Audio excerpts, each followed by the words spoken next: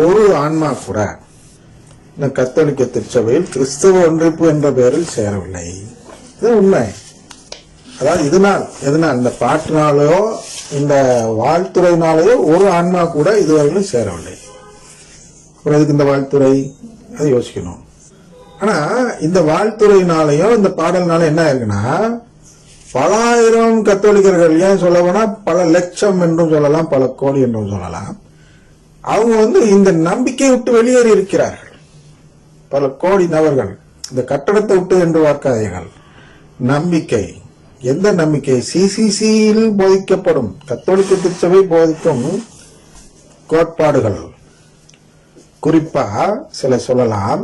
இது என்றால் CCC 1, CCC 460, CCC 2009, CCC 654, CCC 1129, CCC 1257 போன்ற அந்த இதெல்லாம் சொல்லுது. எதை சொல்லுது அப்படின்னா, ஒன்று கடவுள் குடும்பம் சொல்லுது, ஒன்று என்ன மீட்புனா நம்ம கடவுளுடைய பிள்ளையா மாறி கடவுள் தன்மைக்கு மாறிடுவோன்னு சொல்லுது. இன்னொன்று அதான் அது பேர் ஃபிலியல் அடாப்ஷன் ஒன்று சொல்லுது. அப்புறம் திருச்சபை மூலமாக தான் மீட்புன்னு ஒரு சிசிசி சொல்லுது. நற்கருணை மூலமாக தான் மீட்புன்னு இன்னொரு சிசிசி சொல்லுது. இப்படி இதெல்லாம் அவங்க நம்பல. யாரு? கத்தோலிக்கர்ல.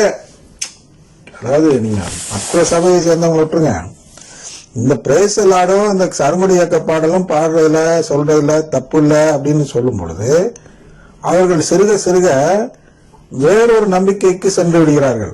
இந்த சிசிசியில் கூறப்பட்ட நம்பிக்கை விட்டு என்ன நம்பிக்கைக்கு போகிறாங்கன்னா, மார்ட்டின் லூத்தர் போதித்த நம்பிக்கை. அவங்களுக்கு தெரியாது மார்ட்டின் லூத்தர் போதித்த நம்பிக்கைன்னு.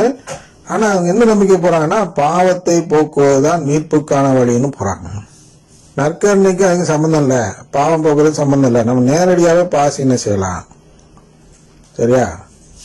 அப்ப இதோட பொருள் என்னன்னா, அவங்க என்னென்ன நம்பல அப்படின்னு பார்க்கும்போது, முதல்ல நான் கத்தோலிக்க திருச்சபையை நம்புகிறேன், தூய கத்தோலிக்க திருச்சபை நம்புகிறேன் அப்படின்னு அறிக்கையிடுறோம் இல்லையா, ஞாயிற்றுக்கிழமையில குறிப்பா.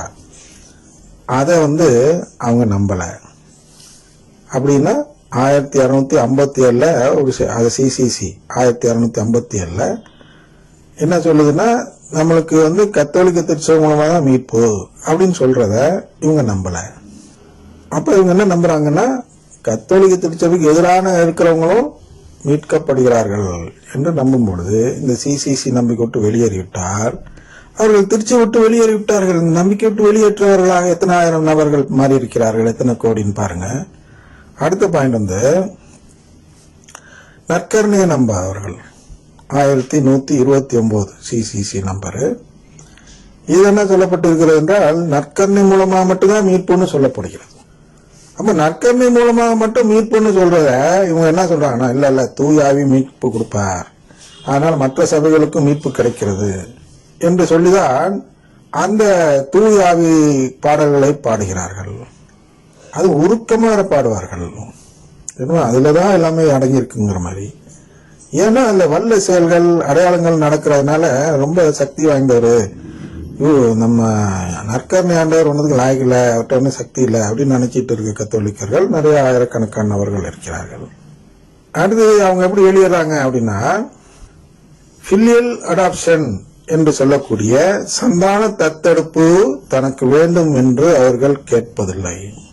அப்ப சந்தான தத்தெடுப்பை நம்பணும் அப்படிங்கிறது சிசிசி 460, 2009, 654 எல்லாம் சொல்லுது. ஆனா இவங்க அந்த போதனையும் நம்பல. அப்படின்னா கத்தோலிக்க நம்பிக்கை, அந்த அறிக்கையாளர்கள் கத்தோலிக்க திருச்சபை நம்புகிறேன்னு சொல்றதையும் விட்டு வெளியேறி விடுகிறார்கள். அப்ப நாலாவது அவங்க என்ன தப்பு செய்யறாங்கன்னா,